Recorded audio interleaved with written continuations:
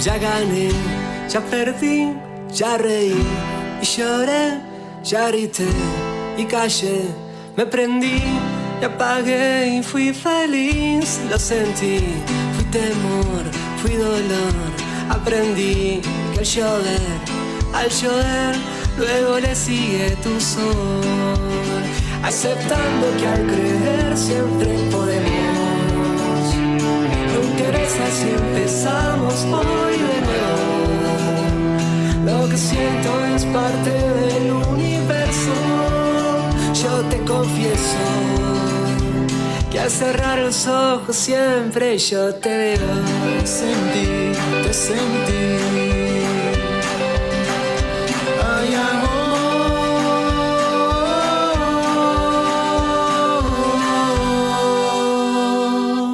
¿Qué tal? ¿Cómo les va? Muy buenas noches, bienvenidos a otra noche de ¿Qué es de tu vida? Hoy con un amigo de la casa, todavía sigue siendo de la casa, durante algún tiempo lo pudieron ver en la pantalla de Multivisión.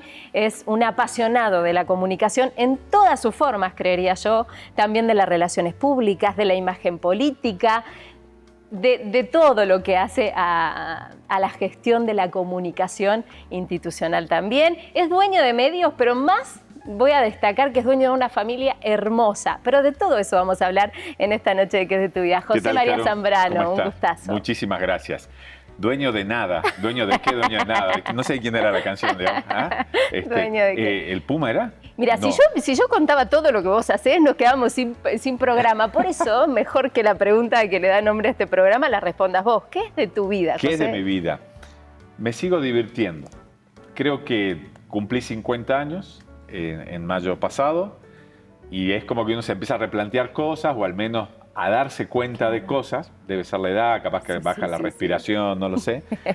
Pero empiezo como a hacer foco en ciertas cosas que me gustan y siempre digo, espero nunca dejar de divertirme. El día que yo me deje de divertir en lo que hago, tenemos obligaciones, responsabilidades y demás, pero el día que me deje de divertir, se acaba esto. Pero tenés la capacidad de mutar dentro de Siempre. lo mismo, como la comunicación hoy atraviesa todos los frentes, entonces tenés como la posibilidad de ir mirando para distintos lados. Todo es comunicación, todo comunica, hasta el silencio, más aún, que digamos, aturde el silencio, es comunicación.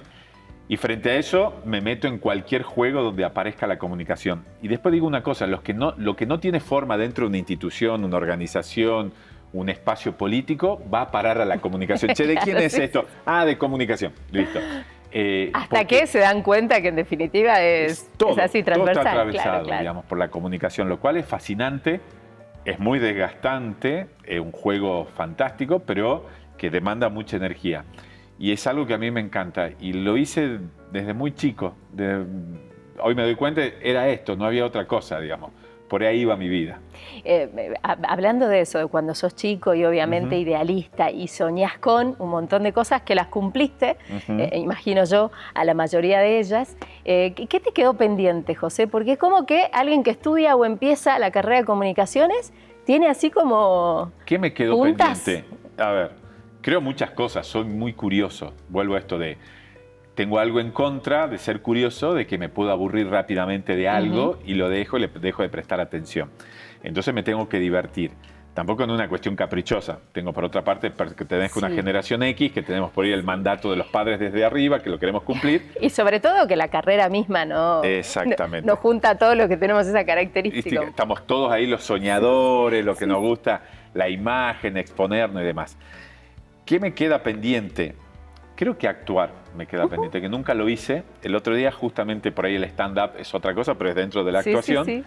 Me lo decía justo la Kipi, que me vio hace muy poco en un evento de la experiencia Endeavor sobre emprendedor y me tocaba conducir. Y que como el humor sí un poco está en vos, te dijo, anda por ahí. Para mí el humor es una cosa seria y es una cosa muy importante. Y creo que los humoristas o los comediantes van a salvar el mundo y a ellos me entrego. Porque creo que es más difícil hacer reír que hacer llorar. Entonces, frente a eso, siempre para mí el humor tiene que estar. La tragedia, con el tiempo, se convierte en humor. Y es como uno la termina viendo. Y a mí en la vida me ayudó muchísimo esa mirada. Por ahí a veces también sirvió de escape y de evasión, ¿no? para no quedarse mirando lo que el espejo devuelve y uno utiliza el humor, ¿no? Pero siempre te salva. El humor siempre descomprime, siempre genera un impacto positivo y al final del día nos permite más reflexionar. ¿Qué me quedó pendiente? Vuelvo a esto. Actuar. Uno diría, pero si lo tuyo está frente a una cámara, claro. Pero es distinto hacer un personaje donde uno no cae en lo que ya tiene aprendido, que es el propio personaje. Uno se tiene que meter en la piel de otro y eso me gustaría. Que sí, es algo que vos siempre decís, José, que es esto de que lo que le mostramos a la gente nunca tiene que ser un personaje armado, pero sí estructurado, ¿no? Lo más genuino posible, pero ordenado. Yo digo que la verdad sin estrategia es sincericidio, ¿no? Cuando se forman a voceros y gente que va a hablar por una empresa, por un espacio político. Lo que quiero es que haya la mayor coherencia posible y que corresponda a ese discurso o a quién representa o qué es lo que representa. Eso siempre buscamos. Ahora, eso debe tener una estrategia. Debe tener un formato, un tiempo, por donde comunico y que todo eso no termine matando al otro. Yo creo que con el tiempo, y por algo esto volviendo a lo que me decía la Kipi, hoy cuando me toca conducir o hacer un evento, moderar, que me gusta este rol que está haciendo vos, es fantástico porque nos ponemos luz y escuchamos historias, ponemos luz en historias y me encanta hacerlo. Y ahí creo que tenemos que tratar de ser nosotros mismos. Por ahí nosotros los que se forman locución tenemos, a partir de este momento transmite. Claro. Y es como que por muchos años hemos tapado lo que somos. Que por suerte ahora el nuevo formato de la comunicación permite, ¿no? Totalmente. Relajarnos es esto, ya está. Tiene un poquito de estrategia, un poquito de seducción y está bueno, pero después también el otro quiere ver, digamos, qué hay del otro lado. Así que esto soy yo, peor en chancletas. Esto que decías de un poco cubrir con el humor algunas cosas que nos pasan, ¿es propio también de la carrera? Digo, decir, bueno, yo no le puedo mostrar a la gente o le tengo que dar lo mejor, entonces aprendemos cómo a suavizar algunas cosas que nos pasan en la vida a través del humor o a través de una sonrisa o a través de brindar lo mejor, que no tiene que ver con una máscara mala, sino con decir, bueno, yo le estoy dando esto a la gente, no tiene por qué saber esto o ver esta otra parte. A ver, creo que el humor a veces es como una película que uno le pone a las cosas para que cuando la digiera pase más rápido o uno pueda asimilarla mejor y uno pueda conectar. Yo creo que el humor conecta inmediatamente, ¿no?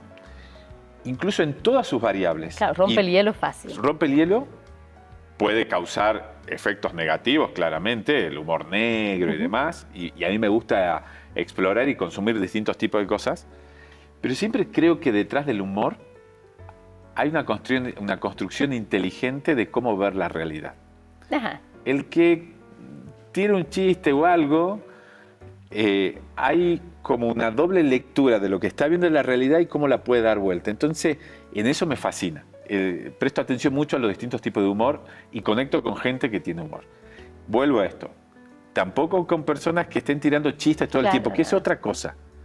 Sino cómo primero reírte vos mismo. Pinti decía esto, ¿no? Claro. ¿Cómo voy a desarmar al cobarde, cómo voy a desarmar al verdugo?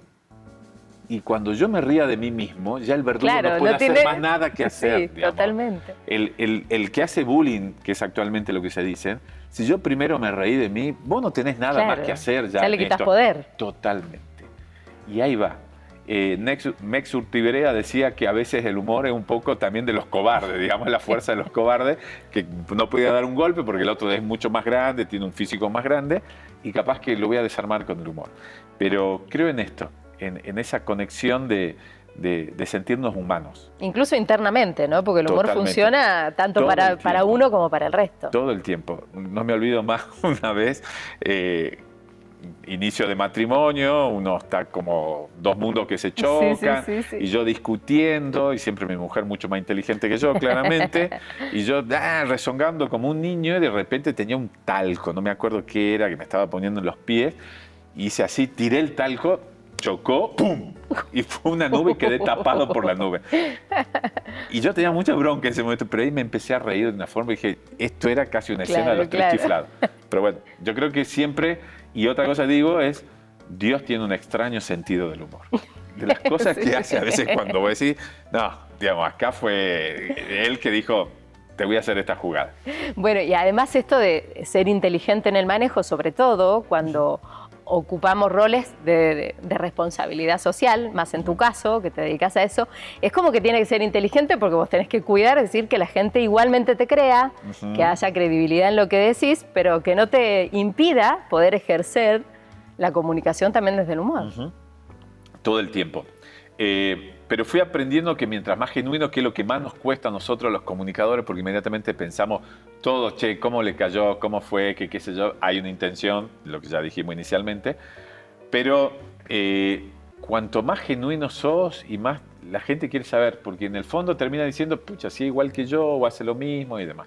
Y por ahí va. Y uno nunca sabe quién está del otro lado. Ahora con las redes lo podemos saber porque hay un ida y vuelta, pero el impacto que causamos, qué puertitas, qué ventanas abrimos, y ahí tenemos una responsabilidad increíble y una oportunidad de causar cambios fantásticos, digamos, de darle luz a lo que no tenía luz. ¿Y a qué le dio luz el 50 en tu vida? En mi vida. O sea, ¿esto de cumplir 50 fue un shock o no? Sí, primero y principal, creo que es tratar de mirarse cada vez más al espejo. Obviamente las arrugas, uno ve las canas y un montón de cosas. Y uno se da cuenta que está viviendo la otra mitad, ¿no? Al menos, no lo sé. Sí. Pero al menos yo lo tomo así. Como o que ya vivimos más de lo que por ahí nos queda. Exactamente. Yo siempre digo, y la mitad la pasé, por ejemplo, con mi esposa, de mi vida de los 50 años, la pasé con ella. Y la estoy pasando con ella. Y ella es uno de mis motores de que me invita a que me conozca más. Una gran maestra de la vida, Mariana. Totalmente. Y conocerse a uno mismo es lo más difícil. Entonces, ¿qué me propongo? ¿Qué me trajeron los 50? Empezar a ser más coherente conmigo mismo, mirarme a mí mismo, conocerme, sincerarme conmigo. Y cuando uno empieza a hacer eso, lo va a hacer con los otros. Es un camino muy difícil. Porque es más ¿El del cómodo, autoconocimiento? Claro, es más cómodo hablar de los otros. No, y negar ciertos... Esto es como el avión que empieza a perder altura y empieza a prenderse ciertas luces y uno dice, no, vamos bien, no vamos bien. Digamos, hay algo que va a pasar y que tenés que atender que el motor, el segundo motor está afectado, tenés que tratarlo, llevarlo a boxes, digamos, en el cuarto de la Fórmula 1 y demás, reparar y volver a salir a la pista. Y creo que el tiempo que estamos viviendo, al menos a los varones de mi generación, le está demandando eso. Mucho. Hay un libro que se llama Fragilidad, digamos, y habla sobre el nuevo formato de instituciones, personas, empresas, de lo que quiera, sobre este nuevo mundo. ¿De la masculinidad en particular o no en general? En general, y yo lo llevo al tema de la masculinidad, de lo que hemos aprendido, que fue fantástico y demás. Hay cosas que ya no te sirven. Y el desaprender creo que es lo que más estoy valorando en este momento. Estoy desaprendiendo cosas que me sirvieron, como las aprendí, ya no me sirven. Muchas gracias, besito, las dejo acá y tengo que aprender nuevas cosas. Lo rígido se va a romper. Ante un estímulo exterior, se rompe. Y todo, en todo, digamos. Lo elástico se expande, pero vuelve a lo que era. No sirve. Lo maleable es lo que sirve. El adaptarse. Y uno diría, bueno, pero estás dejando valor, forma. No, yo de eso no estoy hablando. Estoy hablando de adaptarte, entender. ¿Que mantener la esencia pero cambiar la forma? Exactamente. Hace poco lo tomé en mi vida había esquiado, en mi vida, ¿no? Y decidí hacerlo a los 49 años y tuve la oportunidad y alguien me llevó desde un lado de un coaching, ¿no? Entonces era todo distinto. Primero estaba en una sensación fuera de lo natural. ¿Porque le temías en cierta forma? Digamos, ¿o era enfrentar algo enfrentar algo totalmente distinto y a caerse. Un niño de 4 años tiene acostumbrado a caerse. Nosotros, después de determinada edad, ya no nos caemos. Y caer no es traumático. De repente, ir a la izquierda era tirarse a la derecha a la izquierda. Cuando uno tiene un problema al frente, ¿qué haces, Caro, cuando tenés al frente el problema? Y no querés, te tirás para atrás. Claro, sí. En el esquí te tirás para atrás, vas a acelerar más y le vas a pegar más rápido al problema. Entonces, enfrentarlo para dominar mi metro cuadrado. No pensar en el final de la pista, porque si pienso en el final de la pista voy a perder el foco de lo que está pasando ahí. La vida. Entonces, todo eso, creo que lo mejor que me pasa en este momento es conocer nuevas generaciones, desaprender lo que aprendí, descartarlo, lo que ya no me sirvió, y lo que me sirvió hasta acá, potenciarlo y adaptarlo con lo nuevo. Incluso pasa con la tecnología. Y acá me voy a otro tema que tiene que ver con la inteligencia artificial, y hablaba con alguien sobre nosotros, al menos Sí, yo, porque, o no sé si claro, en tu caso somos generación X, dice, la generación que más oportunidad tiene en todo este cambio es la X. ¿Por qué? Aprendimos porque vimos todo. Exactamente. Claro, yo lo veía pasamos por al todo. Chapulín Colorado blanco y negro. Y cuando un día mi papá cayó con un televisor color a casa, descubrí que tenía color, y por eso era el Colorado. Y de repente estoy trabajando con mi equipo con inteligencia artificial. Aprendimos a rebobinar un cassette, que hay que explicarle Con a la muchos Bic. que es un cassette con una lapicera, sí. y hoy podemos utilizar esto. Si unimos esas dos cosas, primero nos ponemos flexibles y nos adaptamos y maleables a lo Dejamos de nuevo, renegar de... soltamos los miedos y vamos hacia eso, y tenemos este otro backup. Chapó, increíble lo que puede pasar ahí. Pero bueno, es soltar, lo cual me cuesta como buen taurino soltar un montón. Que además estás haciendo todo este proceso personal con la convicción de que para tus hijos, por ejemplo, que los tenés en diferentes edades, va a ser también otro proceso que nos van a cuestionar a nosotros como papás, y que van a hacer su propio camino, ¿no? Es ya como... nos cuestiona. Claro. Y me fascina eso, que me cuestionen. Porque te desafía a en todo cada eso. vez más. Soy un apasionado del mundo emprendedor, del liderazgo, de las empresas, de los grupos de trabajo. Y en mi grupo de trabajo tengo una mezcla de edades interesante. A ver, sácame una carta de acá. ¿De acá del del 1 al medio? 10. Sí, porque esa es cortita y vamos abriendo ya tu álbum. Bien, bien. Ahí va. Ah, mira, justo que hablamos de esto. Del 1 al 10. Del 1 al ¿Cuánto de miedoso? Porque hablaste del miedo, ¿cuánto de el que miedo? el miedo un poco paraliza o te hace accionar. Pero Vuelvo a lo mismo, mucho. mucho, sos miedoso. Soy miedoso. Lo que no quiere decir que no lo hagas igual con miedo. Exactamente. Creo que todo en la vida, de lo que me dio miedo, lo que creía que no podía, o que no me iban a aceptar, o que no iba a avanzar, no lo iba a lograr y demás, en pequeña instancia me paralizó mucho, muchísimo. El que dirán, todo eso, ¿no? Y después inmediatamente es como, son 2-3 segundos. Claro, como que te... Y vamos. No sé a qué vamos, pero vamos. Está bien. Creo que eso siempre. Es como en la pileta, toca el fondo, pero para... Exactamente, siempre. Vamos a abrir tu A ver, álbum, Dios mío. alguna fotito. Traten de... Señora, pedimos disculpas si aparece algo que nos corresponde. Bien, bueno, ahí está. ¿Este es Josecito? Ese soy yo, Josecito. Esa es mi mamá Irene, con un gran sentido del humor. Mira, de ahí salió. De ahí salió, con muchos demonios al cual luchó y sigue luchando.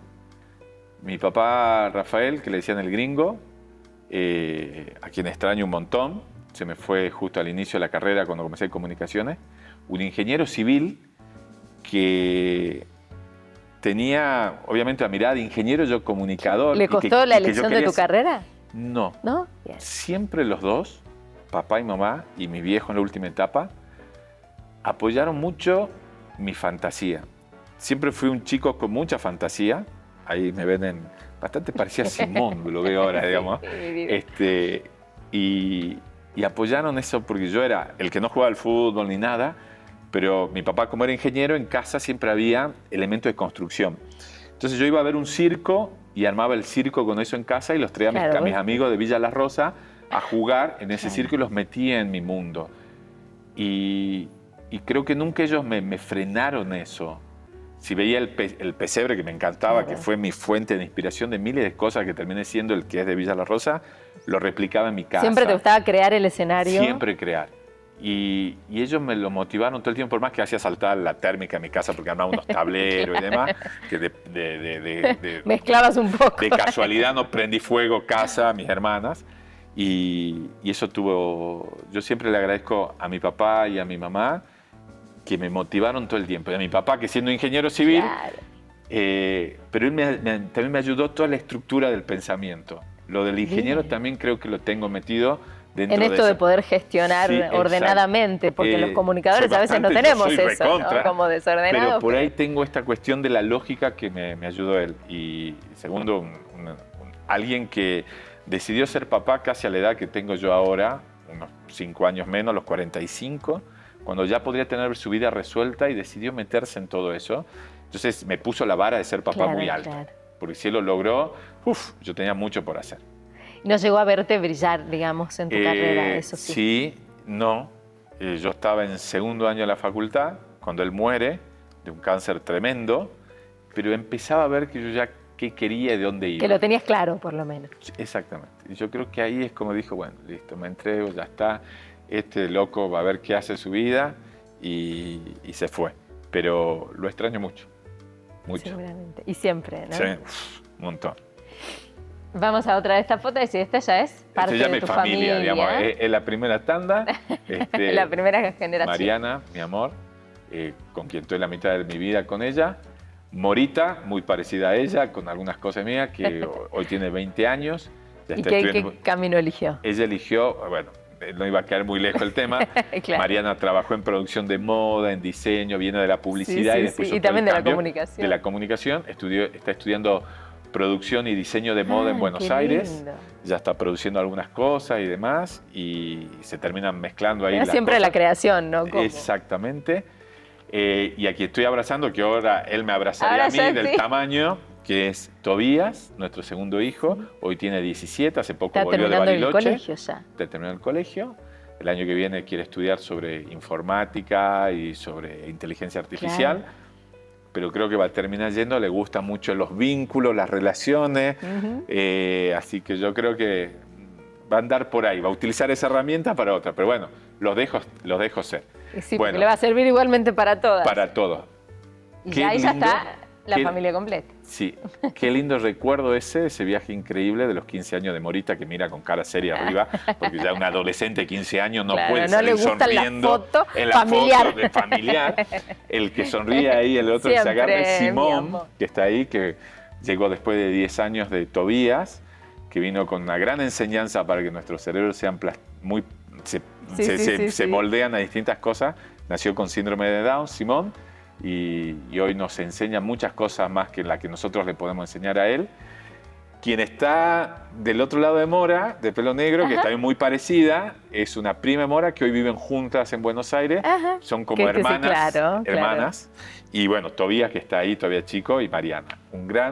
Me hiciste recordar un viaje qué familia increíble. Tenés, hermosa. Sí. Y ahí está Toby también y acá con está Simón, que tiene una sonrisa. No, tiene Bueno, para quienes por ahí no lo conocen, en mi cuenta de Instagram yo subo mucho de Simón. Él es más famoso que vos. Me ha pasado lugares que ingresé y me dijeron, no, sí te conozco, soy el papá de Simón. Y por ahí contra los hermanos esto ha generado, y lo digo en serio, celos y demás. ¿Y por qué lo mostramos sin que él me lo convalide? Hoy tiene 7 años. También como comunicador me lo he cuestionado, porque creo que del otro lado me di cuenta que hay otros Simones, Simonas, papás como Mariana o como yo, José, miles, que están atravesando, van a atravesar lo mismo y terminó sirviendo para algo. Entonces, yo creo que ahí está nuestra misión como comunicadores, el impacto y la huella que podemos causar a través de la comunicación. Y creo que hasta el momento lo que puedo hacer es visualizar algo, desmitificarlo de la carga que pueda ser difícil negativa para cada uno y no pongo en telejuicio cómo cada uno lo procesa y lo tiene, pero es mi valor que puedo hacer y ahí está Simón. Volviendo a esta carta del miedo, seguramente cuando llegó el diagnóstico... Cuando salió la carta pensé en ese momento. El diagnóstico de Simón no sale durante las ecografías. Mariana tiene el mejor embarazo de su vida, además mentimos, una línea aérea que le faltaba meses, le faltaba un mes para nacer, que viajamos, pasamos viajes espectaculares y demás, y el mejor embarazo. Él nace, obviamente los controles previos cuando es el parto, como buen hincha coco que es, rompió bolsa un mes antes, tuvimos que madurar rápido pulmones, bla, bla. Nace, Mariana lo quería tener por parto natural, lo tiene unos cojones mi esposa. Y cuando él nace, obviamente el papá que acompañaba, que lo llevan envuelto como si fuera un pelleto, digamos, por los distintos controles, vuelve a ponérselo en el pecho a Mariana y ahí nos dicen, chicos, miren, digamos, mueve la cola, ladra, tiene cuatro patas. Claro, por todo lo que vemos. Por todo lo que vemos, que él tiene síndrome de Down. Yo creo que esa sensación, esto de emoción y acción, no supe qué hacer porque no tenía nada moldeado en mi cabeza de esa sensación previa. Fue como que el piso ya no era el piso, digamos, fue una mezcla. Claro. Inmediatamente a Simón se lo llevan a la neo porque había nacido prematuro por el tiempo, no por su condición. Mariana vuelve a la habitación y yo voy a sacarme coffee, a cambiarme. Y creo que van a ser de los momentos más especiales de mi vida, que no tenía receta de nada. Digamos, no sabía. Pero lo único que en ese momento tuve, se me venía a la cabeza por ahí, uno había visto de caminar en el centro cuando era más joven, alguna madre ya grande con un chico con síndrome de Down, una chica que capaz que no tuvo estimulación, no tuvo inserción y demás, y ahí llevándolo. Y yo dije, yo no quiero eso. Lo único que no quiero es eso. No sé qué voy a hacer, no sé dónde voy a ir, nada. No sabía nada. Pero lo único que me apareció fue eso. Eso no quiero. Y bueno, había que buscar entonces. Construirme, aprender, desaprender y aprender. Y hoy Simón está integrado. Va al colegio, va al colegio. Tiene que ponerle límite, digamos. La estrella es complicada, digamos, ¿eh? Hay que dominarlo. Pero, y a mí siempre me quedó esto, y con Mariana siempre lo dijimos, y yo creo que esto es primero por la grandeza de mi esposa y el amor que ella tiene y puede hacer esto, si no, no lo podría. Y cómo ella lo lleva adelante y cómo ella me transmite esa fuerza. Y después hay algo que creo que aprendimos los dos, que una vez decía quien era presidente de ASDRA, de la Asociación de Familias con personas o familiares de personas con síndrome de Down, y decía, a tu hijo, y esto yo creo que es para todo tipo de hijo, síndrome de Down, no síndrome de Down, autista, no autista, lo que quieran, les tiro esto. A tu hijo lo van a ver como vos lo veas. Claro. Vos sos el primero. Vos sos el primero que lo va a potenciar o lo va a bajar, que lo va a subir. Y habla un papá que se equivocó miles y se va a equivocar y se va a ir de este mundo sin saber ser papá. Entonces, lo que aprendí es esto. El primer paso está acá, en el metro cuadrado. En la pista que me toca esquiar, no miro al final de la pista. Primero resuelvo acá y después veremos. Y golpes, miles. Y levantarse, miles más. En definitiva, José, los mejores maestros de tu vida los tenés en casa. ¿Y eso? Todo el tiempo. Digamos, cuesta verlos, cuesta valorarlos a veces, pero como dice la canción esa, al final hay recompensa, siempre. Gracias. Ha sido realmente un placer. Gracias. Muchas gracias.